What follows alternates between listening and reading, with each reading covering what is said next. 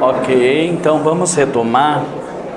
Nós temos só 1 hora, então eu vou passar um pouquinho rápido por essas referências. E já disse para vocês que a gente não ia ter tempo de se aprofundar mesmo, né?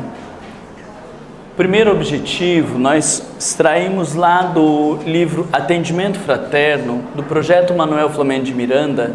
Essa é a principal referência que nós temos de atendimento fraterno, um livro já que tem há bastante tempo, e eles trazem 2 mensagens de Joana de Ângeles e mais uma entrevista de Divaldo Pereira Franco, isso nas últimas edições, né? Essa mensagem, Atendimento Fraterno, de Joana de Ângeles, é de 1997. E no texto, ao longo do texto, ela diz que o atendimento fraterno é a porta de serviço edificante, aberta a todas as criaturas que perderam o rumo ou se perderam de si mesmas. Essa frase eu considero importante porque nós precisamos lembrar que quando nós estamos à frente de alguém no atendimento fraterno, nós estamos falando, em geral, de um sujeito que não está bem, que está desorientado, que está fragilizado, que está padecendo por algum motivo. Isso faz com que a gente tenha mais cuidado com as nossas frases e com as nossas colocações. Porque quando nós estamos animados, nós compreendemos as coisas com um certo peso. Mas quando nós estamos fragilizados, nós vamos compreender talvez as mesmas colocações com um peso diferente. Eu preciso lembrar que o sujeito está fragilizado, padecendo, para ter muito cuidado com as colocações que eu faço. E eu não sei se eu vou lembrar de falar lá na frente, então já vou falar agora, embora fora do contexto, mas no atendimento fraterno nós não fazemos diagnóstico. Se a pessoa tem mediunidade, se ela está obsidiada, se o problema é isso ou aquilo. Primeiro, porque nós não temos instrumentos claros para fazer diagnósticos. A gente não tem um protocolo de como se dá um diagnóstico de mediunidade. A gente não tem protocolo de como se dá diagnóstico na área da saúde mental. Ou existe protocolo para profissionais de saúde mental, mas não para a gente, não tem no centro espírita. E segundo, porque todas essas condições da alma, elas são muito fluidas. Às vezes você vai falar de um caso que mesmo você sendo um médium vidente, seguro, absoluto, maravilhoso, você está vendo ali um processo obsessivo e você vai dizer, esse seu quadro é um processo obsessivo. Mas nós já estudamos em Manuel Flamengo de Miranda que os processos obsessivos, por conta muitas vezes da energia deletéria persistente sobre o cérebro, vai gerar prejuízos no funcionamento neurológico. E daí nós teremos um quadro de transtorno mental, em decorrência do processo obsessivo. Se você tem um sujeito que tinha um processo obsessivo e que desenvolveu um transtorno mental por conta do processo obsessivo e depois ele tem um quadro de transtorno mental e precisar de uma medicação, ele não vai tomar. Porque o moço lá do centro espírita disse que ele tinha um processo obsessivo. Mas na época, ou naqueles meses, era um processo obsessivo, que depois se conjuga com um transtorno mental. E aí, olha a nossa responsabilidade. Eu já atendi inúmeros casos de pessoas, tanto no hospital psiquiátrico, quanto no atendimento fraterno, quanto me procuraram como profissional, que eram nítidos casos de transtorno mental e que as pessoas insistiam que elas tinham mediunidade. Alguém as orientou equivocadamente, alguém deu esse diagnóstico, que eu não sei se na época fazia sentido ou não fazia sentido, mas agora estava mais atrapalhando o sujeito do que ajudando. Então a gente precisa ter muito cuidado com o que a gente fala. Objetiva o atendimento fraterno acender luz na treva, oferecendo roteiro no labirinto, proporcionar esperança no desencanto. E aí a pergunta que eu faço para vocês é: quem que é a luz? A gente ou a doutrina espírita? A gente oferece a luz. Joana de Ângeles não diz que o atendente fraterno se faz luz no atendimento, que ele é o roteiro no labirinto. Nós acendemos a luz, nós oferecemos o roteiro. A pessoa segue se ela quiser e o nosso compromisso é de oferecer os roteiros, as alternativas, nesse sentido da compreensão da sua vida. Oferecer luz naquele dia de escuridão é auxiliar o sujeito a enxergar fatores que ele não está conseguindo enxergar. Mas não quer dizer que nós vamos dar as respostas, não quer dizer que nós vamos orientar o sujeito no sentido do que ele tem que fazer. E às vezes as pessoas vão nos perguntar, mas o que eu faço? E a gente precisa ter uma cota de agressividade, não para responder assim, mas digo, para a gente se posicionar e dizer, você acha justo que a gente do Centro Espírita, tendo ouvido 30 minutos a respeito da sua vida, diga o que você deve fazer? Mais ainda, quando surgirem as consequências da sua atitude, quem que vai ter que dar conta desta vida? É você mesmo. Então seria lícito nós dizermos o que você deve fazer? A pessoa fica até constrangida quando a gente dá uma resposta dessa. Nosso objetivo não é constrangê-la, mas é perceber quão inadequado é alguém vir ao Centro Espírita, narrar uma partezinha pequena da sua vida e querer que alguém lhe diga o que ela tem que fazer. Qual é a parte que eu estou contando da minha vida? Vocês já pararam para pensar nisso? A mulher fala que o marido bateu nela e que ele já fez isso algumas vezes. Mas ela não conta que quando ele chegou em casa, ela disse, você limpou o pé? Aí ele disse, limpei, mulher. Mas você limpou bem? Porque ontem você disse que tinha limpado e você não limpou. Eu limpei o pé, você reclamou ontem, eu limpei. É porque eu não sou empregado. Você acha que eu sou empregado aqui? Mas eu não sou teu empregado para ficar cuidando de você limpar o pé, de não limpar o pé. Eu já falei que eu limpei o pé. É porque você falou, mas ontem você também falou. E aí ela fica infernizando, até que chega uma hora que ele dá uma porrada na mesa e diz, eu já limpei o pé, que saco. E eu dizia, ai, meu marido bate na mesa, grita comigo, diz que não sei o que, só porque eu perguntei se ele limpou o pé. Ela não vai chegar dizendo que eu sou um inferno na relação, porque eu fico falando na cabeça do meu marido o tempo inteiro, porque eu fico loqueando com ele, e daí ele se enerva. Ela vai dizer, eu só pergunto para ele se ele limpa o pé, ele chega lá e bate na mesa, grita comigo, diz que eu sou um horror de mulher, que é por isso que meus filhos não aguentam, só eu sei o que eu passo. Aí você fica com pena dessa mulher, com tanta pena, e você fala, mas você tem que ter fé, minha irmã.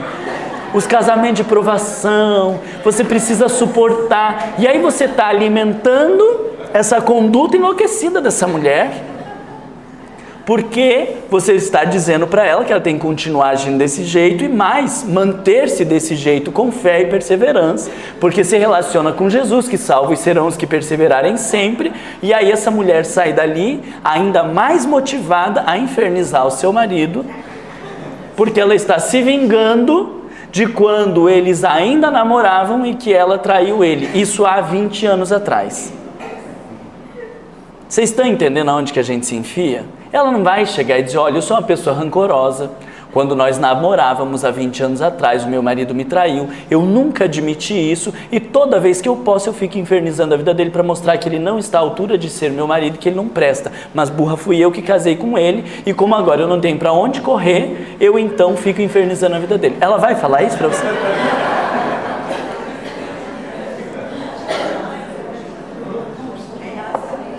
Ela não vai falar isso, mas às vezes essa é a realidade do sujeito.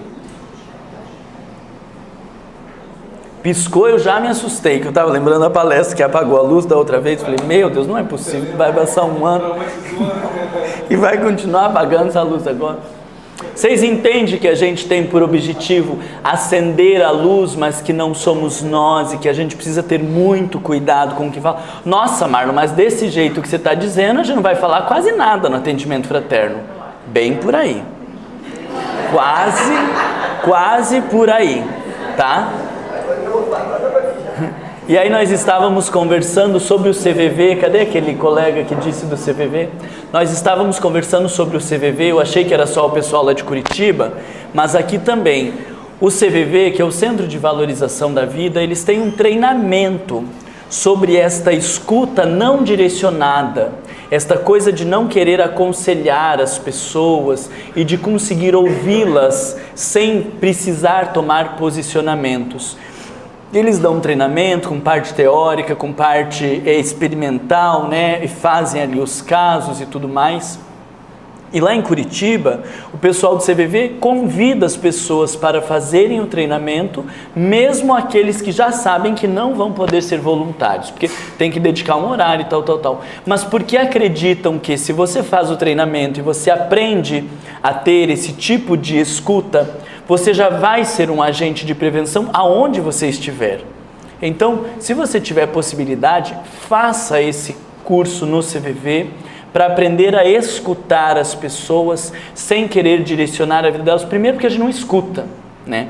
Nós fazemos 2 monólogos. Se eu digo para vocês, eu tenho 2 filhos, eu digo para alguém, eu tenho 2 filhos, o que em geral as pessoas respondem? Eu tenho 2 também. Eu tenho um menino e uma menina. E o meu são 2 meninos. Eu não estou perguntando se você tem 2 filhos, se você tem 2 meninos. Não quero saber dos teus filhos, estou falando que eu tenho. Mas ninguém entra na conversa do outro. E se alguém diz, me separei semana passada, raríssimas pessoas conseguem olhar no olho da pessoa e dizer, aí como que você está? Como que você se sente? Fulana, e a menina lá, trabalha lá em casa, a filha dela se separou semana passada. Veja, está falando da filha da menina que trabalha lá em casa, que eu nem conheço, mas é alguém que eu enfio para falar ali naquele negócio, e aí eu não ouço o outro, aí quando um para respirar, o outro pega a palavra, e daí fala um pouco, aí vai falando, na hora que esse está falando, pega a palavra e continua falando, e nós temos 2 monólogos acontecendo ao mesmo tempo, mas não existe um diálogo. Ninguém entra, ou com muita dificuldade, nós entramos na conversa do outro, para saber como que ele se sente, o que ele está pensando, o que ele espera, se a gente pode ajudar se pode ajudar, então, meu Deus do céu, menos ainda se ouve. Né? Eu me separei, daí você até vai, pergunta e tal. A gente deveria perguntar, e eu posso te ajudar de alguma maneira? A gente não pergunta, a gente se intromete na vida dos outros, a gente fala, aconselha, faz as coisas ao nosso bel prazer, completamente egocentrados. A gente não sabe fazer esse diálogo, e aí isso vai se refletir no atendimento fraterno, a ponto de ter gente que acha que tem que falar de si no atendimento fraterno. E alguém que diz, porque o meu filho não sei o que, e o meu também. E aí no atendimento fraterno, que era para ouvir o sujeito, você começa a falar de você. Isso é inadmissível, inadmissível. Então, se você tem muita dificuldade de ouvir, você vai fazer o curso lá do CVV, e conforme o que eles falarem no curso do CVV, ou você vai tentar o atendimento fraterno, ou você descobre que o teu lugar é fazer palestra, coordenar grupo de estudo, mas que você não tem lugar no atendimento fraterno. Tem pessoas na nossa casa que eu falo, você não tem perfil para o atendimento fraterno. Você vai ser ótima pessoa fazendo palestra e nos ajudando na coordenação de grupo de estudo, mas você não tem perfil do atendimento fraterno. E na maioria das vezes, isso eu só precisei fazer acho que umas 3 vezes. Mas de 2 dessas 3 vezes, as pessoas disseram, é verdade, Marla, eu estou vendo que a coisa é difícil, não consigo ficar quieto, quando eu vejo já quero se intrometer, falar o que eu tenho que fazer. A gente colocava a moça como auxiliar e ela mesmo como auxiliar já se intrometia e queria tomar frente. Não tem perfil, não vai fazer, porque precisa ter uma escuta atenta e uma disponibilidade de adentrar o mundo do sujeito para compreender o seu drama e daí trazer o conteúdo doutrinário. O CVV vai nos ensinar a entrar no mundo do sujeito e compreender os seus sentimentos, mas ele não traz o elemento doutrinário porque se propõe a ser um trabalho que não esteja fixado em nenhuma religião, embora o fundador fosse espírita, né? Mas para conseguir a grande dimensão que o CVV conseguiu no Brasil inteiro, precisava não estar vinculado a nenhuma religião. Então a gente lá aprende a ouvir, enquanto isso a gente está estudando a doutrina espírita e se aprofundando, para que daí a gente consiga fazer a relação e trazer o conteúdo doutrinário de acordo com os sentimentos e a condição do sujeito. Uma vez eu estava dando supervisão para uma casa, a gente discutia casos complexos. Lá na nossa regional, de tempos em tempos a gente se reunia só para discutir casos complexos e trabalhar com algumas casas. E uma psicóloga, eu digo que essa gente da psicologia não é bem certa. A gente atrapalha tanto a casa espírita, tão difícil, porque é difícil achar os limites do trabalho, do percurso, das intervenções, e quando você está ali no atendimento fraterno, você não está ali como psicólogo. Eu digo que mais atrapalha do que ajuda muitas vezes. E ainda porque tem muita gente que nem psicólogo sabe ser direito, então traz a coisa tudo errada da terapia, de se intrometer na vida dos outros, para o atendimento fraterno, aí desanda tudo. E essa era uma pessoa meio desconfigurada. Aí chegou no atendimento fraterno uma moça que ela era casada com um marido e o irmão do marido dela era casado com a irmã dela. Então dois pares de irmãos casados ali. E ela engravidou do cunhado. Aí ela chegou no centro espírita e disse: o que eu faço? A louca da mulher do atendimento fraterno, ao invés de dizer: meu bem, como que você faz? Né? Eu ainda diria, na hora de você trair seu marido, você veio perguntar pra gente se trai ou não trai? Não veio, porque se ela viesse dizendo: eu tô louca para trair meu marido com meu cunhado, a gente tinha orientação doutrinária claríssima sobre a questão da traição, não teria? Claríssima, mas ela não veio nos perguntar antes. Aí agora ela traiu o marido, engravidou, e eu não lembro se tinha ainda uma questão lá de que o marido não podia engravidar e não podia ter filho, mas uma tragédia assim. Aí ela veio contar toda animada o que ela fez no atendimento. Ela pegou uma folha e fez 2 tabelas, fez uma tabela com 2 colunas. Nós vamos pôr aqui os benefícios de você contar para o seu marido e vamos colocar os prejuízos de você contar para o seu marido. E o que der mais é o que você vai fazer. Eu falei: pelo amor de Deus, você para que eu não quero nem saber o fim dessa história, do que aconteceu. Porque vai que decide de contar para o marido e ele tem um perfil meio psicopata, obriga essa mulher a abortar, mata essa mulher, mata o marido, a gente não sabe com quem que a gente está lidando. Vai que surge ali o não contar, e daí ela não conta, depois de 10 anos o marido descobre, o filho descobre, acontece a tragédia da família. Foi o pessoal lá do centro espírita que mandou não contar, o homem vem botar fogo no centro espírita. Pelo amor de Deus, o que é isso? E ela contando como se fosse uma coisa maravilhosa, no meio dessas minhas falas, porque ela ofereceu um roteiro, ela disse: ó, tem isso aqui para você fazer ou isso aqui. E aí ela achou que ela estava fazendo um trabalho maravilhoso. Louca, desorientada, porque ela não entendeu que a luz é a doutrina espírita. O que a doutrina espírita fala para uma mulher fazer quando ela traiu o seu marido com o seu cunhado?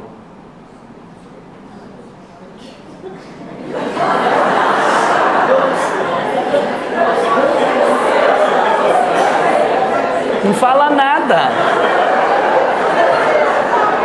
Por que vocês estão rindo tanto?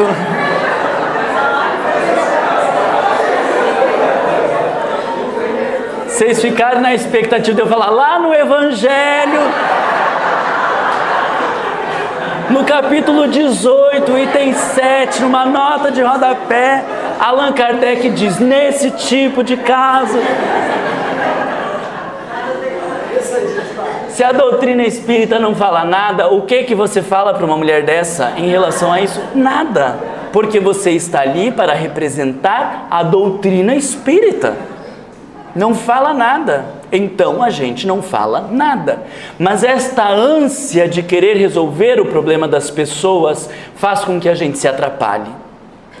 Porque as pessoas vêm em busca de uma resposta e a gente se coloca no lugar de quem tem que responder, de quem tem que dizer, de quem tem que orientar. Isso é egocentrismo. Vai ler sobre humildade, vai se trabalhar, vai fazer psicoterapia, porque ali não é lugar para assumir palco de quem vai dizer como que as coisas têm que ser. Nosso trabalho é de ponte. Existe a problemática do sujeito, existe o conteúdo doutrinário, nós precisamos fazer uma ponte. Atendente fraterno é uma mera ponte entre o conteúdo doutrinário e a problemática do sujeito. Se a problemática do sujeito não evoca conteúdo doutrinário, a gente não está fazendo ponte de nada. Então não tem o que falar ali, não tem o que fazer. Ah, mas a pessoa vai sair e vai achar que não foi um bom atendimento. Vai para a psicoterapia, porque você está preocupado com uma ótima performance, você está preocupado que a pessoa fale bem de você, você está preocupado com alguma coisa que não tem a ver com o trabalho de atendimento fraterno. Agora, para aproveitar o nosso tempo, eu já vou trazer a questão da construção para chegarmos lá no tema doutrinário. Porque a gente não vai olhar para uma mulher dessa e dizer: você está louca de vir perguntar isso? Não faz sentido, a gente não está aqui para te responder essas coisas. E faz o quê? A mulher está aflita. Então perceba que existe Deixa eu tentar fazer um esquema aqui. Perceba que no nosso psiquismo existe um grande gerente que nós chamamos de self. Vou tentar fazer aqui um esqueminha só para... Existe um grande gerente do psiquismo chamado self, que é o nosso aspecto divino, que é o que organiza o nosso ser. O espírito imortal, o eu profundo, cada teoria vai dar um nome. E existe aqui o contato com o mundo externo, uma estrutura chamada ego, que é a parte que dá conta do mundo externo e que vai tentar organizar o nosso comportamento, submetido ao self, né? Quando a gente está submetido ao self, a gente tem uma estrutura de equilíbrio, que Joana de Ângeles chama de eixo, ego-self, que é o ego, o aspecto material, em equilíbrio com o aspecto divino, ou existe quando o ego está agindo em função de si mesmo, e que nós chamamos isso aqui de egoísmo, de egocentrismo, e que segundo o Livro dos Espíritos, questão 913, é a nascente de todos os nossos problemas e de todos os nossos males. Quando esse ego fica agindo apenas em função de si mesmo e esquece do aspecto divino que existe dentro dele. Quando ele vem para o atendimento fraterno, nós precisamos ver um sujeito que está rompido dentro dele. E que o roteiro e que as orientações que a doutrina espírita tem, todas vão ser no sentido de ajudá-lo a se encontrar dentro dele. Não é nada fora nesse sentido. As colocações, as orientações doutrinárias que nós temos vão ser todas para ajudar o sujeito a perceber que ele está tendo atitudes autocentradas, que ele está olhando apenas para o seu próprio umbigo e que existe um mundo a ser descoberto que ele não está observando. Por exemplo, eu deprimo com a morte de um ente querido. Morreu meu filho de 3 anos de idade e eu não admito. Sou eu olhando apenas para mim mesmo, para os meus interesses. Eu não aceito. Aí nós vamos trazer conteúdos doutrinários que vão mostrar para ele que está tudo perfeitamente organizado. Vocês estão entendendo a lógica? Todos os problemas, todas as dificuldades que nós tivermos na nossa vida, elas são em decorrência desse ego que está enxergando apenas os seus interesses, os seus prazeres, os seus benefícios e achando que o mundo tem que girar em torno de si mesmo. Todos. Mas isso eu não estou falando porque eu acho, isso eu estou falando porque está lá no Livro dos Espíritos. A raiz de todos os vícios é o egoísmo. É o sujeito em função apenas de si mesmo. E a solução para todos os nossos problemas está no autodescobrimento, ou seja, na percepção de que essa coisa está rompida dentro de mim. E na medida que eu conheço esses rompimentos e conheço o meu aspecto divino, as coisas se encaminham. Isso vai clareando quando nós perguntamos para as pessoas, em geral, como que elas se sentem. Então é muito provável que para esta mulher que engravidou do seu cunhado, quando nós perguntarmos para ela como ela se sente, é muito provável que ela diga que ela está perdida, que ela está desorientada, que ela não sabe o que fazer, porque ela precisa tomar uma decisão e ela não tem a resposta para isso. Ela está rompida dentro dela mesma, olhando apenas para si. A gente consegue orientar doutrinariamente uma mulher que diz estar perdida, desorientada, que não sabe o que fazer da sua vida? Isso nós temos muitos conteúdos doutrinários. Aí nós temos a oração para falar para ela. Aí nós temos a questão da fé. Nós podemos usar aquele texto lindíssimo do Livro dos Espíritos que fala sobre os mentores espirituais. Se não me falha a memória, são orientações de Allan Kardec, que ele faz uma síntese sobre os mentores espirituais, explicando que são espíritos muito mais elevados do que nós, que nos acompanham de uma maneira que a gente não consegue compreender, mas que sabem do nosso planejamento reencarnatório. E aí eu estou mostrando para essa mulher como que ela vai se reconfigurar internamente, porque se ela está perdida, É porque ela se desconectou do divino e do divino que existe dentro dela. E vai ser apenas através da oração, do recolhimento, do contato com o seu mentor, que ela vai fazer esta reconexão e a partir disso ela vai encontrar a resposta do que ela tem que fazer. Qual vai ser a resposta final? Não me interessa. Não me diz respeito. Mas eu preciso mostrar para ela um caminho de reconexão. Porque com certeza o que o Marlon possa falar a respeito daquela gestação não é nada perto do que o mentor espiritual dela possa falar a respeito daquela gestação, daquele planejamento reencarnatório, do que está por vir, do que pode acontecer, porque ele sabe o que vai acontecer ou não. Se eu tomar posicionamento nesse caso, vocês conseguem enxergar aí eu querendo assumir o papel principal, querendo assumir o lugar de Deus ou do mentor espiritual na vida dessa pessoa? Enxergam isso? Nós precisamos sair do papel principal para mostrar para o sujeito os caminhos que ele tem para o seu próprio reequilíbrio e, estando em reequilíbrio, possa direcionar a sua própria vida. Qual vai ser a direção que vai dar? Muito pouco nos diz respeito. Consegue entender a diferença de um atendimento no sentido de aconselhamento e diretivo e de um atendimento não diretivo e de orientação doutrinária? Faça assim com a cabeça ou faça assim para eu saber. Pensa no caso da mulher, como nós estávamos discutindo, e do casamento. E que ela vem e traz um monte de queixas do seu marido. Nós precisamos adentrar o mundo dos sentimentos. Então, isso aqui é importante que vocês tenham clareza. Eu acho que eu tenho ali nos slides, deixa eu já mostrar aqui. De que nós temos uma queixa. O meu marido é um grosso e um estúpido. Isso é uma queixa. E em geral, toda queixa suscita uma solução. Mas nós não podemos cair nesse engodo de querer solucionar a queixa do sujeito, porque é só uma queixa. Ela está reclamando do seu marido, mas é possível que o seu marido reclame dela. É possível que essa queixa hoje se configure dessa maneira, mas que se ele tivesse lembrado do dia do casamento e tivesse levado ela num jantar bem gostoso lá na ilha do não sei o que, passado 3 semanas ela não estivesse com essa queixa, ou se ele não tivesse desempregado.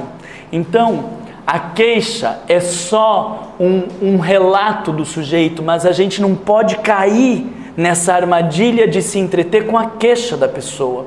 Ela está trazendo ali a forma como ela vê um problema, mas é um discurso dela e eu não posso entrar nessa queixa. Eu escuto atentamente, mas a queixa, ela vai me fazer entrar em contato com o tema do atendimento. Toda queixa tem um pedido, meu marido, isso e aquilo. Ok, daí a nossa expectativa, já que vocês vão tirar foto, deixa eu pôr a última frase. Vocês estão... A queixa, meu marido é uma pessoa muito difícil, ela traz um pedido, que em geral é um pedido daqueles bem ridículos. Por exemplo, não tem como mudar o meu marido? Não tem como vocês conversarem? Lá no fundo é isso que a gente quer. Meu filho morreu, não tem como trazer ele de volta, eu conversar com meu filho para poder falar com ele, uma carta para eu materializar meu filho de volta. A gente quer que as pessoas resolvam o nosso problema. Isso é da nossa estrutura imatura enquanto seres humanos, que obviamente está presente nas pessoas que procuram atendimento fraterno. Também é nosso isso. Então nós temos uma queixa e a queixa traz um pedido, uma tentativa de que alguém resolva o meu problema. Mas a gente precisa entender que por trás disso, quando nós adentramos o sentimento do sujeito, nós conseguimos extrair o tema do atendimento. Porque a queixa não é o foco do atendimento. A queixa se transforma em foco do atendimento quando nós queremos resolver o problema do outro. Então ele traz um problema, materializa na queixa e nós achamos que temos que resolver a queixa. O atendimento fraterno acontece em outra estrutura. A queixa fala de como ele funciona. O funcionamento dele revela os seus sentimentos e nós vamos trabalhar com o seu funcionamento, com os seus sentimentos e não com a queixa e com o problema. A queixa e o problema são decorrentes do funcionamento do sujeito. A doutrina espírita não vem para resolver estes problemas passageiros. A doutrina espírita surge para a transformação moral das pessoas. Isso está evidente no Livro dos Espíritos, da introdução até a conclusão. Em específico, na introdução e na conclusão. E tem 5 da conclusão. Allan Kardec vai falar dos 3 momentos e vai falar da aplicação da doutrina espírita. Que o grande objetivo da doutrina é a transformação moral do sujeito. Transformação moral do sujeito não é resolver problema passageiro, é lidar com a estrutura.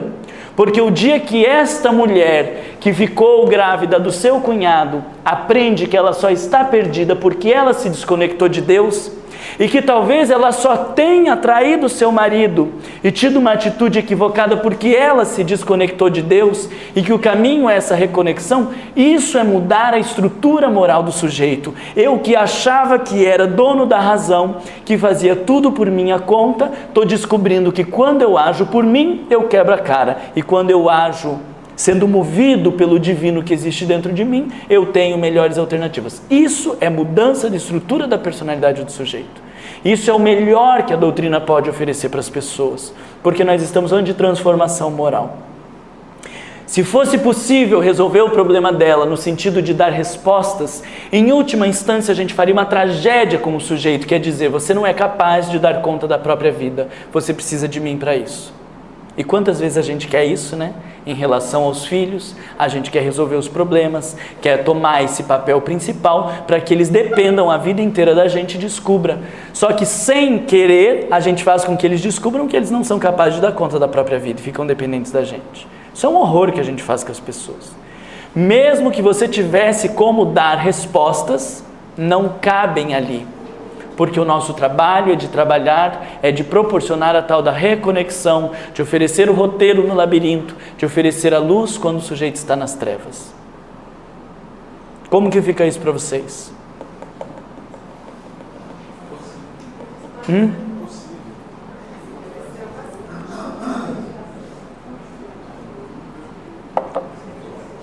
Para a mulher que trazia a questão em relação ao seu casamento, nós vamos precisar lembrar, quando ela está falando, que isso é queixa. Isso é queixa. Está se queixando ainda. Meu Deus, como essa mulher se queixa.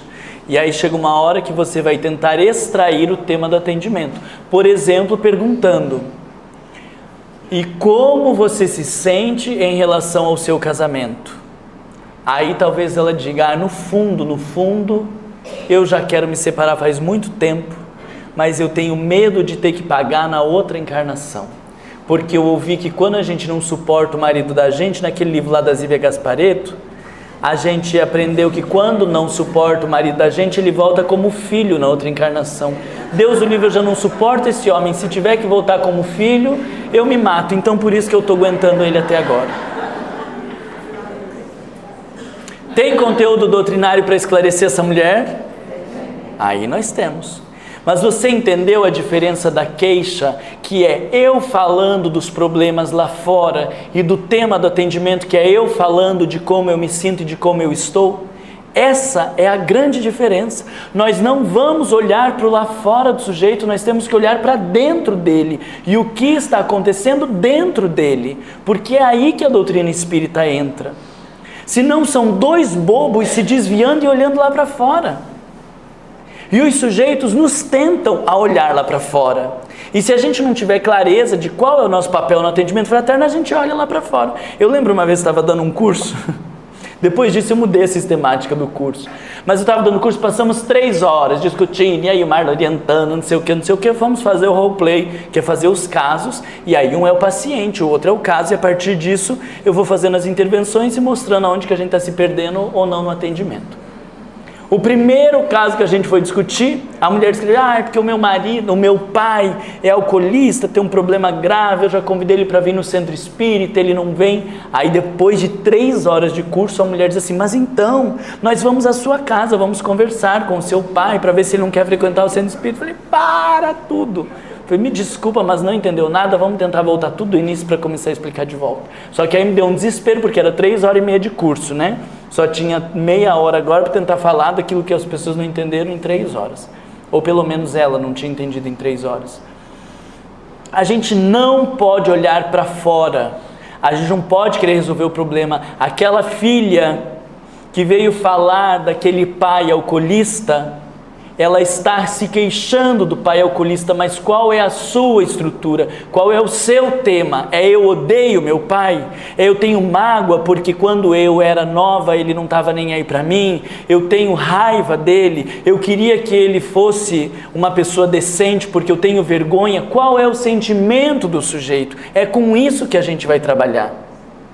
Porque tem gente que tem pai alcoolista e ama o pai do jeito que é, respeita, compreende, ajuda, tolera, e tem gente que não suporta, tem gente que tem vergonha, tem gente que quer matar, ou o pai abusou quando era criança e agora quer se vingar. Não sei o que acontece dentro do sujeito, mas a gente não pode olhar para o pai alcoolista como problema, porque essa é a nossa fantasia, que os problemas estão lá fora, e que se eles não existirem, nós já nos tornamos espírito de luz daqui a pouco. Se tirar o meu marido, que é desequilibrado, os meus 2 filhos que me dão problema e o meu patrão, eu viro espírito de luz. Que eu não vou ter problema nenhum. As pessoas pensam isso. E elas dizem, fulano me deixa louco da vida. Não, eu fico louco da vida porque eu sou egocêntrico e não aceito quando as coisas não são do meu jeito. Mas a gente diz, o trânsito me deixa com raiva. Não é o trânsito que me deixa com raiva. Sou eu que sou egocêntrico. Fulano me desestruturou, acabou com a minha vida. Gente, isso tudo é discurso do que está acontecendo lá fora. Isso tudo é a fantasia de que quem nós só somos assim porque tem essas coisas lá fora. Mentira! Porque se eu sou uma pessoa paciente, eu não vou me perder com o comportamento do fulano lá fora. Me tira a paciência. Não existe isso. Eu nunca tive essa tal dessa paciência. E qualquer coisa que acontece, eu me perco de mim mesmo. Por termos este olhar do lá fora, nós também refletimos isso no atendimento fraterno, achando que se nós resolvermos os supostos problemas lá fora, vai ficar ok para o sujeito. Vai ficar ok? Não vai. Porque é a estrutura da personalidade. É o sujeito que não admite a vida como ela é o sujeito que não tem fé, é o sujeito que não crê em Deus, é o sujeito que não acredita na justiça divina, é o sujeito que está desconectado. É isso que a gente tem que atuar, não no problema. A gente tem que atuar na estrutura do sujeito. Esse é o tema do atendimento. Quando tem atendimento de pessoas que vêm procurar atendimento com grande culpa e arrependimento, pode ser feito em relação ao egoísmo também? Ela não consegue lidar com o arrependimento? Perfeito, porque na culpa nós vamos encontrar uma dose enorme de egocentrismo. Culpa quer dizer, eu não admito que eu errei. Mas daí quando nós nos reconhecemos como espíritos no mundo de provas e expiações, aonde o mal predomina e nós erramos e vamos errar ainda muitas vezes, como que eu vou ficar me culpando de cada erro? A culpa, ela revela um sujeito que não admite que tem errado. Ela revela um sujeito egocêntrico que acha que não poderia ter errado. Mas já é a 3ª vez que eu errei. Porque eu, como um rei, só poderia errar 2. E daí na 3ª é inadmissível. É ridículo isso, se a gente olhar por esse ângulo do egocentrismo. E isso é um esclarecimento doutrinário super oportuno que está lá em Joana de Ângeles. A gente, ela nos ensina... Agora eu estou em dúvida, mas talvez no livro não lembro aonde. Mas ela no Despertar do Espírito, ela nos ensina a trocar a culpa por responsabilidade. Porque na culpa eu fico me martirizando pelos erros que eu cometi. A responsabilização é assim, bom, eu fiz o erro, o que dá para fazer para corrigir? Não tem nada para corrigir. Ok, então se não tem nada para corrigir, eu também não vou ficar me culpando e vou cuidar para não cometer o erro na próxima vez. Se eu cometer na próxima vez, a gente vai lidando. E aí nós aprendemos com Jesus sobre o amor a Deus, sobre todas as coisas e ao próximo como a si mesmo. Que a gente também precisa se amar, que a gente também precisa se perdoar, que a gente também precisa se respeitar, se compreender e tolerar. Diga-se de passagem, aquele sujeito que não é capaz de se amar, ele não ama o outro. O indivíduo que não é capaz de se perdoar, de se compreender e de tolerar, ele não compreende, não tolera e não respeita o outro. A gente tem um comportamento aparente, tipo, precisa tolerar, né? Coitado, é um retardado, né? Mas a gente não ama de verdade se a gente não fizer um movimento de amor. Porque Jesus já nos deu a regra de amar ao próximo como a si mesmo. É o que a gente faz com a gente que vai refletir com o que a gente vai fazer com o outro. E se eu sou autoritário, se eu não me perdoo, se eu não me compreendo, eu também não vou perdoar e compreender o outro. Eu posso ter um comportamento de aparente perdão, mas na hora que puder eu vou meter a faca. Ou vou cobrar, vou exigir o retorno. Então isso, para que a gente faça uma análise dessa, vocês estão entendendo que a gente precisa ter muito mais conhecimento, né? Porque chega o sujeito no fraterno dizendo que ele se culpa, você diz, mas não se culpe, a culpa faz tanto mal pra gente, a culpa nos machuca, ele já sabe disso, por isso que ele veio para atendimento fraterno. Aí você diz, não se culpe, ele ainda se sente pior 2 vezes, porque primeiro porque se culpa, segundo porque todo mundo está falando que ele devia se culpar, ele continua se culpando. Então ele fez errado 2 vezes. Esse tipo de análise, de orientação, não precisa no fraterno. Dizer não se culpe, qualquer um fala não se culpe. Qualquer um ali na rua, não desmerecendo qualquer pessoa, mas digo, qualquer um na rua vai dizer não se culpe. A doutrina espírita fala não se culpe?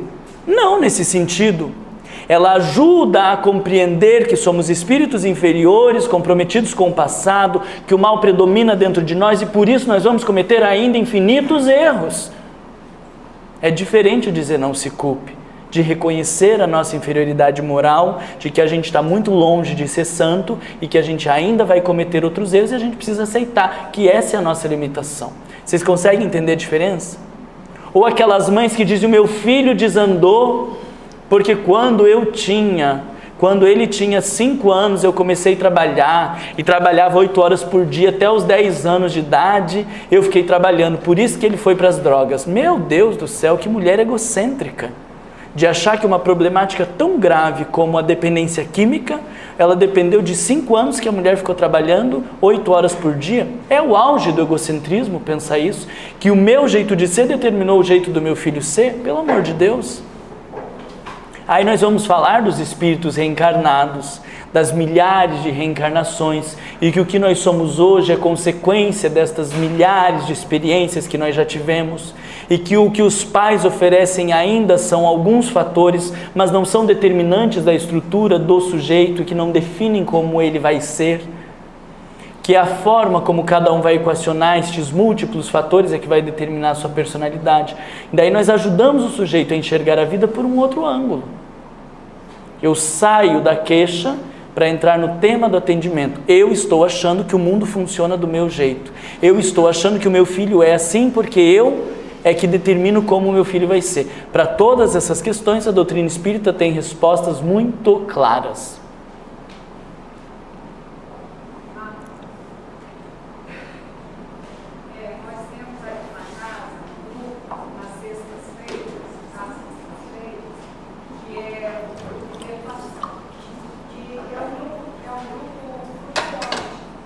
É um grupo o quê? Entra, sai, à medida que o de cada um, tá? Então, existem as pessoas que passam pelo tratamento e que vêm indicadas pelo tratamento, e existem as pessoas que esporadicamente trazem outro.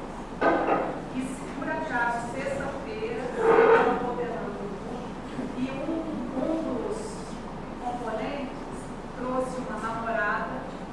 Não, mas não vamos entrar no caso. Não vou, só para você, eu estou situando só para você me dar uma luz. Não vou dar luz, desculpa te dizer, mas porque eu não tenho como avaliar o caso. Não, é porque eu nem vou fazer esse atendimento, porque não é um grupo de atendimento. Você pode dizer um tema, mas não o caso. Não, eu não vou dizer. A única coisa que eu ia falar é que ela tentou suicídio 3 vezes e fez essa colocação, mas a gente não indica assim, não vou fazer isso. O tema é suicídio. Daí tem as coisas que eu falei ali já para o nosso colega. Porque eu não tenho como avaliar caso.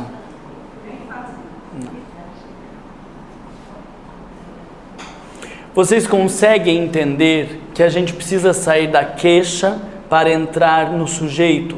Nós temos 20 pessoas que tentaram suicídio. Cada um pode ter uma estrutura e um funcionamento diferente. O nosso pensamento, quando nós estamos atentos à queixa, é querer que ele não cometa suicídio de volta. E nós vamos ficar com falas superficiais do não faça isso, não cometa suicídio, isso aí é um pecado. Isso é uma fala superficial de alguém que tem uma queixa e quer resolver a queixa do sujeito. Quando nós estamos num olhar analítico, que não desse olhar aconselhador ou desse olhar resolutivo, nós vamos tentar entender o sujeito e o que leva ou o que faz com que ele pense que o suicídio é o caminho para a sua vida. O que faz com que eu interprete o suicídio como o melhor caminho para a minha vida é diferente de todas as outras pessoas que estão à minha volta que tentaram suicídio. Estão entendendo? Falar do suicídio e tentar ajudar essa moça a não cometer mais suicídio é queixa. Não nos interessa. O que nos interessa é o seu sentimento. O quanto que eu me sinto desvalorizado depois que o meu namorado terminou comigo, depois que eu perdi meu emprego e agora eu quero me matar para mostrar para essa sociedade que ninguém presta, que é um bando de medíocre, que eu odeio essa sociedade. Isso é um tema de atendimento. Eu me vingando de uma sociedade porque ela não atendeu os meus desejos. E aí nós vamos falar de provas e de expiações. Mas eu posso pensar em suicídio porque eu me sinto tão desvalorizado, tão desrespeitado, tão nada no mundo, que se eu morrer ou não morrer não vai fazer diferença para ninguém à minha volta. E daí nós vamos falar de solidão, nós vamos falar do quanto que nós nos colocamos sozinhos no mundo, ou que talvez a gente seja de fato sozinho no mundo, porque o nosso compromisso não é com ninguém à nossa volta, o nosso compromisso é com a própria evolução. Vocês entendem que embora a queixa possa ser suicídio, existem inúmeros temas diferentes. Vou fazer um exercício com vocês nesse pouco tempo que a gente tem. Nós falamos ali do casamento, né? A mulher insatisfeita com o seu casamento. Quando a gente vai perguntar como que ela se sente, ela pode dizer que ela está a fim de se separar, que ela tem certeza que ela devia se separar, mas ela morre de medo de se separar para não ter que pagar na próxima encarnação. Para esta mulher, nós vamos falar dessa história de pagar na próxima encarnação e que o nosso compromisso é com a gente mesmo, com a evolução, e que ninguém tem compromisso com o outro. Ter compromisso com o outro seria uma sacanagem se Deus fizesse isso com a gente. Porque você imagina que eu fiz mal para o fulano e aí agora eu vou depender de me reajustar com o fulano para daí poder me libertar disso que eu fiz de errado. Seria um horror se Deus fizesse isso com a gente. Porque se o fulano me perdoou, tá tudo kits? Não preciso fazer mais nada. Eu matei uma pessoa, mas era uma alma boa, ela me perdoou, aceitou essa questão e nós estamos bem. Estou resolvido? Estou ou não estou? Não. Agora, matei o fulano, tomei consciência dos meus equívocos, tentei reparar de todas as formas e a pessoa passou por conta desse assassinato, 500 anos aí perdido na vida querendo se vingar. Eu vou continuar vinculado a essa pessoa depois de ter feito reparação e organizado toda a minha vida? Não. Por quê? Porque os nossos vínculos não são com pessoas. Os nossos débitos não são com pessoas. Os nossos débitos são com a lei divina. Eu preciso reparar os meus débitos com a lei, não com aquela pessoa. É um prejuízo que eu gerei para toda esta organização que nós chamamos de universo regido por Deus. E quando eu tenho ações contrárias à lei divina, eu preciso viver o processo da expiação, do aprendizado, para entrar neste fluxo adequado da lei divina. Então, nós precisamos explicar para esta mulher que o nosso aprendizado não é em relação àquela pessoa. Porque eu posso estar nessa reencarnação casado e está piorando. Tem muita gente que está num casamento piorando, guardando mais mágoa, mais ressentimento, endurecendo o coração, tratando mal os filhos por consequência que daí gostam mais do pai ou da mãe ou não sei o que, e está piorando. Não entendeu o objetivo da reencarnação. Seria muito melhor se separasse e conseguisse manter dignidade humana, respeito, vínculo afetivo, amorosidade entre o casal, que já não é mais, que já não convive junto, seria muito mais digno. Mas porque a gente faz uma interpretação equivocada de que o compromisso é com a pessoa, a gente não consegue às vezes tomar um posicionamento saudável. Então a gente fala isso. Agora vamos supor que a mulher diga, na verdade, você sabe que eu penso em me separar, mas é que eu fui educado na igreja católica, e separar para a igreja católica você sabe que é um horror, né? Eu queria saber o que o espiritismo pensa da separação. A gente não vai falar dos vínculos com as pessoas. O que a gente vai falar? Do divórcio. Aí precisamos pegar lá o texto do Evangelho, que fala não separeis o que Deus juntou, embora o título do capítulo seja não separeis o que Deus juntou, o último item é sobre o divórcio, falando que quando as almas já estão separadas, a separação física é só uma efetivação de uma condição existencial. Nós vamos falar de outra coisa. Vamos supor que ela diga: eu estou casado, o que eu sinto em relação a tudo isso? Eu sinto que minha vida desandou, eu sinto que meu casamento se perdeu, eu sinto que está uma coisa horrorosa e eu não sei o que fazer. Nós vamos falar sobre casamento. Nós vamos falar sobre a convivência a dois, sobre o quanto às vezes a gente tem que ceder, às vezes a gente tem que se impor, o quanto o casamento precisa ser cultivado no dia a dia. Isso Raul Teixeira deixa muito claro nos livros, Camilo deixa muito claro nos livros de Raul Teixeira, em especial tem Vereda Familiar de Teresa de Brito, mas a gente tem Minha Família, o Mundo e Eu, e Desafios da Vida Familiar. São 2 livros extraordinários que falam do quanto a gente precisa cultivar o nosso casamento, porque senão ele vai desandando, e mesmo como um jardim que hoje está feio, é possível voltar a cultivá-lo, porque o casamento como um jardim precisa ser cultivado. Então nós não vamos falar de vínculos com pessoas ou com a lei, nós não vamos falar de divórcio, nós vamos falar do cultivo do casamento. Mas pode ser que ela diga: o meu casamento desandou, na verdade, quer dizer como que eu me sinto? Eu vou dizer que eu me sinto assim desde 10 anos atrás, quando meu marido me traiu. E me traiu com uma mocinha novinha, cretina, lá do trabalho dele, uma secretária que eu queria matar aquela menina. Nós vamos falar de quê? De perdão. Não vai falar de vínculo com a lei, não vai falar de divórcio, não vai falar de cultivo do casamento. A gente vai falar de perdão, porque essa mulher não conseguiu perdoar o seu marido. E enquanto não perdoar, ela vai ficar olhando para ele como um problema. Vocês conseguiram entender que a queixa é o horror do meu casamento, mas que nós temos 4 temas diferentes e que cada um desses temas vai suscitar um conteúdo doutrinário diferente? Esses tempos eu estava dando um curso numa cidade do interior do Paraná. E aí no intervalo do curso veio uma mulher e disse: mas a gente estava discutindo sobre a questão da sexualidade, que surgiu lá umas perguntas. E aí ela disse: Marlon, eu fiz um atendimento que foi muito bom, de um moço homossexual. Aí eu falei para ele não ter preconceito, para ele se aceitar, porque tudo isso aí que você falou, eu falei para ele. Falei: mas ele não se aceitava? Aí ela esbugalhou o olho. Não sei. Falei: porque você está falando de aceitação? Então é porque ele não se aceitava. Eu não perguntei. Todo homossexual não se aceita? Não sei. Veja, ela não entrou no sentimento do sujeito. Ele veio falando da dor de estar vivendo a homossexualidade, mas um sujeito vivendo a homossexualidade, ele pode viver uma dor porque ele não se aceita.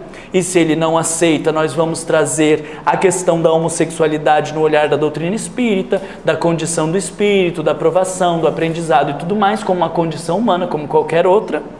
Mas ele pode falar que ele se aceita, mas que ele está vivendo grandes conflitos com os seus pais, que não aceitam, e eles têm briga, de repente ele já está desrespeitando seus pais, ele não sabe como fazer. Nós vamos falar para ele de planejamento reencarnatório, que família a gente escolheu, e que por vir com esse pai e com essa mãe deve ter um sentido de ser e algo aprender.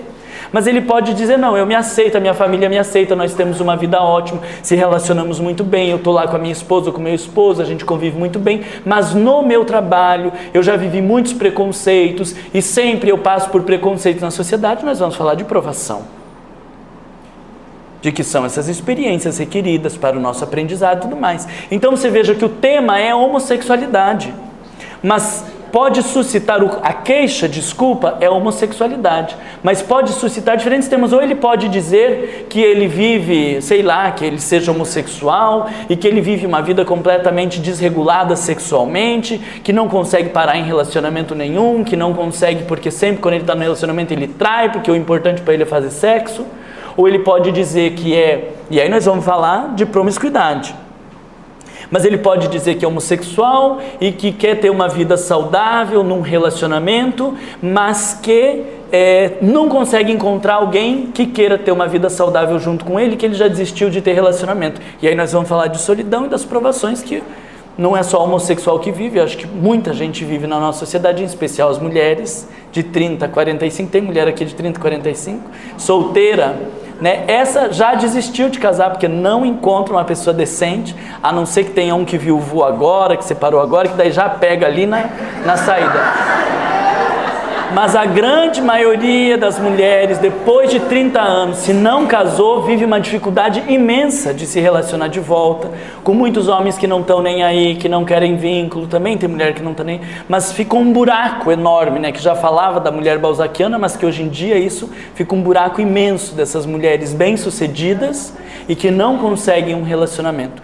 Isso aí é provação da vida, isso aí é a experiência de aprendizado. Mas vocês conseguem entender que uma queixa que tem a ver com homossexualidade pode suscitar 6 temas diferentes? E para cada um desses temas eu vou recorrer a uma parte diferente da doutrina espírita.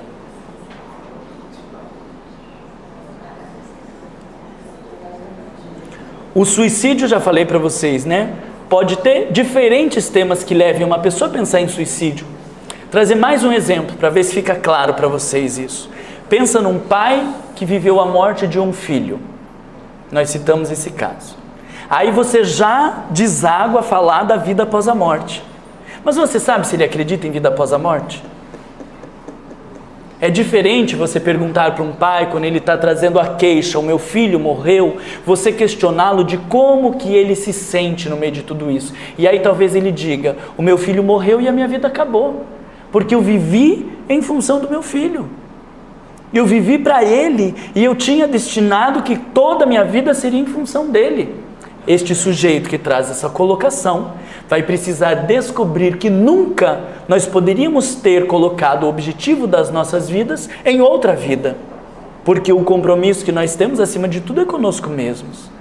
E esse homem vai ter que se haver com a sua própria vida. Ou ele poderia dizer, porque me parte o coração pensar que eu nunca mais vou ver meu filho. Eu não consigo aceitar uma vida como essa, que a gente vive, que a gente ama e que depois as coisas deixam de existir. Nós vamos falar para esse homem de vida após a morte e de que a existência continua. Mas ele pode dizer que ele acredita na vida após a morte, que ele sabe desse negócio de vida após a morte, mas ele morre de preocupação porque o filho dele tinha só 4 anos. Como que ele vai se virar sozinho? Como que ele vai existir no outro lado se ele é uma criança de 4 anos? E aí nós vamos precisar recorrer a André Luiz e falar de todo o suporte que as crianças têm no plano espiritual. Mas ele pode dizer que ele sabe da vida após a morte, que ele sabe das instituições que atendem as crianças no plano espiritual, que ele sabe de tudo isso, que ele sabe que Deus fez o melhor, mas ele não consegue parar de pensar todos os dias no seu filho, porque ele está apegado. E aí nós vamos ter que falar sobre apego. Vocês conseguiram entender que de uma queixa, meu filho morreu, podem surgir 5 temas diferentes e para cada um desses temas eu vou ter que falar de um aspecto específico da doutrina espírita? Se eu for falar de apego para aquele que nem acredita na vida após a morte, eu vou gerar uma confusão. Mas se eu for falar de vida após a morte para aquele que já acredita e que está apegado, eu não vou ajudar em nada. Qual é o tema daquele atendimento precisa ser extraído do sujeito ao longo do diálogo. É claro que a gente não vai ter tempo aqui, quem sabe numa outra oportunidade, se for o acaso, se interessar vocês, aí a gente pode ir pegando casos. Um faz um caso, e aí através do caso eu vou mostrando como que a gente vai extraindo o tema. Mas em geral a gente passa por isso, por questionar o sentimento do sujeito, como que ele está se vendo, o que ele está pensando a respeito disso, o que ele está sentindo. Vocês conseguem entender que como ele se vê, o que ele está pensando, o que ele está sentindo, são todas perguntas que fazem o sujeito sair da queixa para entrar na condição existencial. E é aí que nós fazemos a intervenção, não fazemos intervenção na queixa.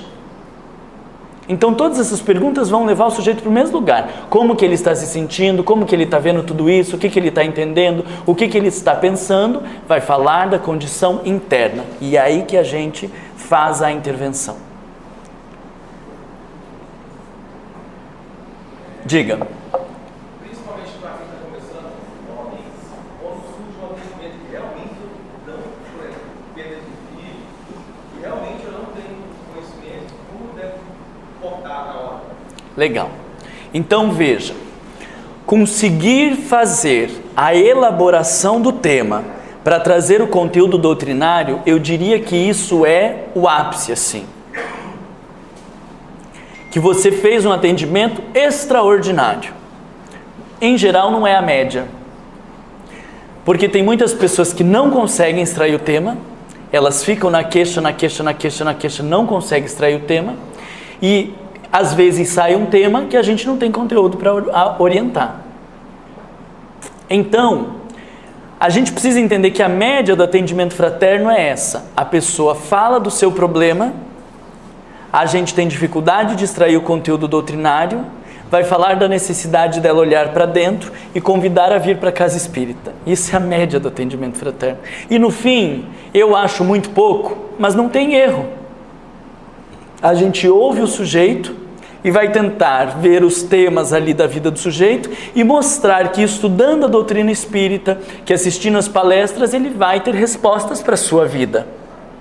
Mostrando que quando ele olha para dentro, quando ele ora, quando ele busca o contato com o seu mentor, ele vai ter as orientações para a sua vida. Isso não tem erro. Esse é o atendimento básico. O problema é quando a gente quer se intrometer na vida do sujeito e dizer o que ele tem que fazer. Tá, mas o teu marido, você diz que o teu marido é agressivo. Mas você já pensou que você sabe o horário que ele está chegando? Ele chega às 8 horas. Então, por que às 7 você não faz o evangelho e vai se preparando para quando ele chega? Meu Deus, cala a boca, você não tem nada a ver com isso. Entende? Você não tem nada a ver com isso. Você não sabe o que acontece naquele casamento. Você não sabe de todos os desgastes que tem naquela relação. Você não tem a menor noção de tudo que está envolvido. Você não sabe o quanto que essa mulher pode ser um conflito nesse casamento, que ela que é belicosa quando chega. Você não sabe de nada que está envolvido. Por que vai se intrometer nisso? Porque depois esta pessoa vai usar contra a gente mesma. Ela vai dizer, mas eu fiz o evangelho como ele falou. Mas ela fez o evangelho lendo e pensando na solução para o marido. Meu Deus, isso aqui era ótimo para ele. Ela fez todo o evangelho, e todo o evangelho que ela faz, ela está irradiando luz para o marido, sem perceber que ela que está na escuridão às vezes. Vai adiantar esse evangelho? Não vai. E quando a gente aconselhou dessa forma, a gente está instrumentalizando o sujeito para se vitimizar mais. Porque no próximo atendimento fraterno, na próxima igreja, no próximo lugar, ela vai dizer, olha, eu já fiz de tudo que me falaram. E não dá jeito. Meu marido é um horror lá em casa. Fiz até evangelho de 1 hora antes dele chegar. E não dava certo, porque ele chegava e dali meia hora a gente já estava brigando. Ela não contou o que ela fez na meia hora para brigar. Ela não contou que o evangelho não servia para ela. Ela não contou que ela não se olhava. Vocês estão entendendo a lógica da coisa? A mãe que chega e diz, porque o meu filho é agressivo, meu filho não conversa com a gente, porque agora tem 18 anos, vive lá enfurnado no quarto dele, o que eu faço? Que a gente tentava conversar, só que ela não conta que eu tentava conversar, é quando ele tinha 7 anos de idade e entrava no carro, ela dizia, e aí, tem tarefa? O que você tem que fazer? Está estudando para a prova? Ah, pelo amor de Deus, hein, tem que estudar para a prova. E aí ela já pegava o celular e ia lidar com as coisas dela. E ela dizia que isso era a atenção que ela dava para o filho. Obviamente, quando tem 18 anos, são 2 estranhos. E esse filho não vai querer compartilhar nada dos seus sentimentos com essa mãe. Ele vai compartilhar com o pai, com os irmãos, com os amigos, com qualquer outra pessoa, porque eles não têm um vínculo. E tudo que ele falava, essa mãe cobrava. E na hora que ele falava que brigou na escola, antes dela perguntar o que aconteceu, ela já dizia, você só me dá problema, né? Pelo amor de Deus. Porque amanhã eu vou lá, e aí o que ele vai falar da vida dele para esta mãe? Nada. Dependendo do que você aconselhar, você está estimulando ela a continuar se vendo como vítima, como se o filho fosse um horror, ela fosse uma coitada e que a vida tivesse que mudar lá fora. Vocês entendem que a gente pode atrapalhar a vida do sujeito se intrometendo? Fica quieto, não temos nada para falar agora nesse momento, não conseguiu extrair o sentimento, nós vamos convidar essa pessoa a frequentar a casa espírita, os grupos de estudo, aí a gente vai falar do grupo do evangelho que tem, vai falar do tratamento, e que ela esteja disponível a estudar e ler o evangelho e repensando a sua vida, porque todos nós temos um compromisso de sermos pessoas melhores. Então que esta experiência que lhe trouxe para a casa espírita possa ser um estímulo para a sua transformação moral. Pronto, está ótimo atendimento fraterno nesse sentido. Se conseguir extrair o sentimento de culpa daquela mãe que não deu atenção para o filho quando ele era pequeno e conseguirmos falar um pouco da culpa que a gente leu lá no Conflitos Existenciais, meu Deus, que atendimento maravilhoso que a gente fez. Podendo atrasar mais um minutinho assim, contar um caso para vocês legal da culpa. Olha a tragédia. A moça chegou para mim lá no centro espírita, ela já tinha feito um atendimento fraterno. E aí quem que tinha falado encaminhou para outra casa espírita? Ela tinha feito um atendimento fraterno e a atendente fraterno falou: olha, você me desculpa, eu vou te sugerir de você fazer atendimento fraterno com o Marlon lá numa outra casa espírita. Aí a mulher foi fazer, porque ela não sabia para onde correr. Ok, vamos descobrir o que é o caso. Porque quando a gente entende a estrutura, eu não tenho medo de atender caso nenhum. Porque depois que a gente entende a estrutura, para onde ir, para onde não ir, qualquer caso você consegue enquadrar. Aí chega a mulher, ela diz assim, a história longa. Daí ela contou que ela tinha um amigo do trabalho e eles se tornaram amantes. E era uma coisa maravilhosa. Aí ela começou a exigir deste homem que ele se separasse da mulher dele para eles viverem juntos. E aí ele se separou da mulher para eles viverem juntos. E aí durou muito pouco tempo, porque traição tem isso, né? A pessoa fica com a melhor parte por um tempo, né? Mas depois que vem o pacote completo, você vai descobrir que tinha a parte boa, que você estava usurpando da mulher, e agora você vai ficar com o pacote completo. E aí ela ficou com o pacote completo e ela disse: nossa, mas esse pacote completo eu não quero. Estava tão bom daquele outro jeito. Aí ele voltou para a ex-mulher e disse: ó, aquela lá me abandonou, queria voltar. Disse: o quê? Tô ótima agora sem você, descobri como você era um atraso na minha vida e eu não vou voltar, tô muito bem sem você. Aí ele voltou para aquela lá e disse: ó, ela não quis ficar comigo, se você não quiser ficar comigo, eu vou me matar. Aí ela vem pro centro espírita, com a cara lavada, dizendo: o que eu faço? O que você fala para uma pessoa dessa, né? Meu bem, olha, se separa mesmo assim, se ele se matar, problema dele, né? Ou você diz: não, então continua, e vai você se matando, porque ela vai deprimir, vai se matar. Alguém vai morrer nessa situação, psicológica ou fisicamente, alguém vai morrer nessa situação, com certeza, porque foi consequência de uma tragédia. Mas daí a gente foi discutindo os sentimentos, e aonde que nós chegamos? Na questão da culpa. Ela se sentia culpada por ter cometido um equívoco de estimular o marido a se separar. Mas ela estava se sentindo responsável pelo marido. Gente, olhando aqui entre nós, esta mulher foi responsável pela separação dos dois? É claro que não. Ele fez uma escolha. E ele fez uma escolha com base num relacionamento. Ele fez uma escolha com base nas suas fantasias. Ela não é responsável por isso. Ela tem a sua parcela de responsabilidade? Tem, porque todos nós temos a nossa parcela em todas as relações. Mas dizer que ela é culpada e que depois que ela se separar, se ele se matar, o problema é dele, a gente também não pode falar isso no atendimento fraterno. Mas o que eu disse para ela, a partir do que ela disse, eu me sinto tão culpada, eu me sinto culpada de ter atrapalhado a relação dele, eu me sinto culpada de ter exigido que ele viesse, eu me sinto culpada de ter traído a mulher dele, eu me sinto culpada agora de ele também estar infeliz como eu. O tema é a culpa, então nós vamos falar da culpa. Tínhamos ali já na biblioteca perto, conflitos existenciais, eu tinha lido há pouco o capítulo, trouxe para ela alguns elementos da culpa, falei dessa questão dos nossos erros, do processo de perdão e de auto-perdão, e aí o que ela vai fazer não interessa, porque é o que eu falei para ela: você precisa lidar com esta culpa, que é o ego que não admite que errou. Na medida que você vai dissolver a culpa, o que vai acontecer não interessa. O aspecto divino quer se manifestar, há o ego que não está permitindo essa manifestação. O que ela vai fazer depois de diluir esta culpa não nos diz respeito, mas nós temos elementos doutrinários para ajudar a lidar com a culpa, e isso é o nosso trabalho de transformação moral. Então sugeri para ela a leitura do livro, conversamos algumas coisas sobre a culpa e ela foi viver a vida dela. O que vai acontecer na medida que ela dilua essa culpa? E claro, sugeri que ela procurasse uma psicoterapia. O que vai acontecer quando ela diluir essa culpa? Eu não sei. Pode ser que em diluindo a culpa, ela queira continuar com o marido. Porque ela só queria expulsá-lo da sua vida porque ela estava se sentindo culpada, porque um dia ela ouviu de como que a outra estava, não sei o que. Ou ela pode, por conta da culpa... Vocês conseguem entender que a gente não sabe o que está acontecendo dentro do sujeito? Mas se a culpa está sendo um entrave para o fluxo entre o divino e o eu pessoal, então nós vamos orientar a questão da culpa. E qual vai ser o desdobramento em relação à culpa? Não nos diz respeito. O nosso trabalho é trazer a doutrina para aquele tema. Fica claro isso para vocês? Eu só vou, para a gente encerrar, trazer aqui a colocação que Allan Kardec ouviu dos espíritos a respeito do Evangelho. Allan Kardec estava escrevendo o Evangelho, não tinha dado esse nome, o livro não estava pronto, e em algum momento, numa das reuniões mediúnicas, ele consultou os espíritos e perguntou: o que vocês acham deste livro que eu estou escrevendo?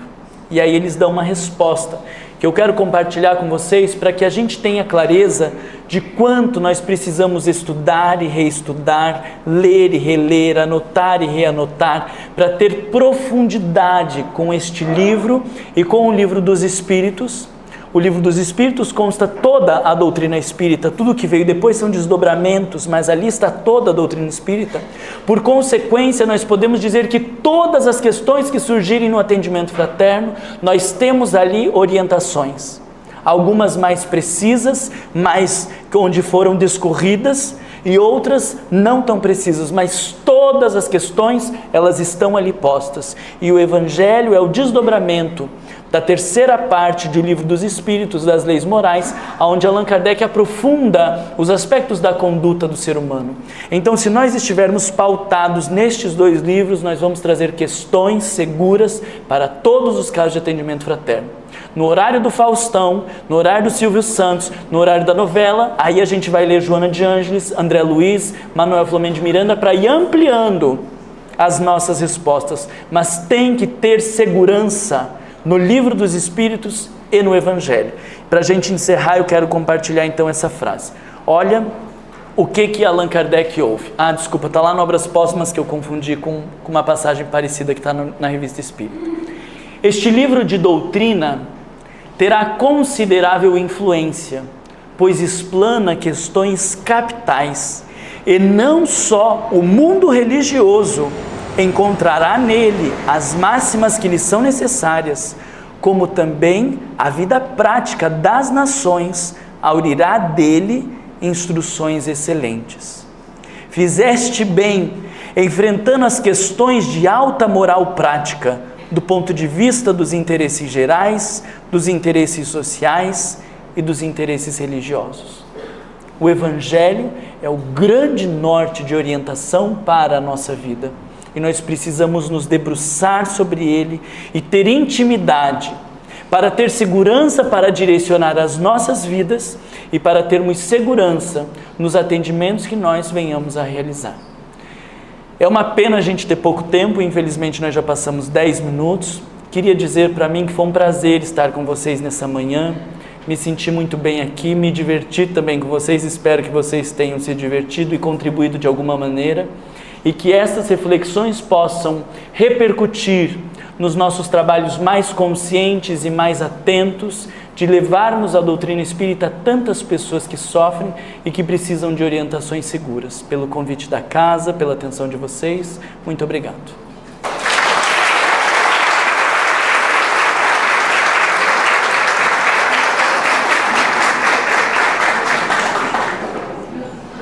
Marlon, nós que agradecemos muito a disponibilidade de você ter vindo, já pela segunda vez. Graças a Deus, dessa vez você não vai sair daqui falando mal, fica sempre acabando a luz da comunidade esperando, né? Porque a outra vez foi difícil pra caramba. E eu acho que é muito interessante essa visão que você traz, bastante contundente do atendimento fraterno. Todo mundo que está de alguma forma relacionado a esse tema, eu tenho certeza que vai levar bastante reflexão e um conteúdo muito bom. Então a gente agradece muito a você, a disponibilidade. A gente queria lembrar que o Marlon estará ali na frente fazendo o autógrafo, perdão, não precisa mudar não, né, Patrícia? E lembrando aqui o que a Patrícia me falou, agora, me corrigindo, queria lembrar que como essa atividade ela não faz parte da atividade cotidiana da nossa casa, no evento, né? Nós quisemos colocar como um marco comemorativo dos 35 anos da nossa casa. Então, esse ano todo, nós estamos promovendo algumas atividades e esse nós consideramos um evento relacionado a esse nosso aniversário de 35 anos, que é um número simbólico, né? Um número simbólico. E foi um trabalho que aconteceu graças ao esforço de muitas pessoas, né? Então, a Patrícia, do Departamento de Estudos de Adultos, que é da vice-presidência que cuida dos estudos espíritas aqui na nossa casa. Também do departamento que cuida da educação continuada, que a Alice está coordenando, participando com sua equipe, né? Também é um trabalho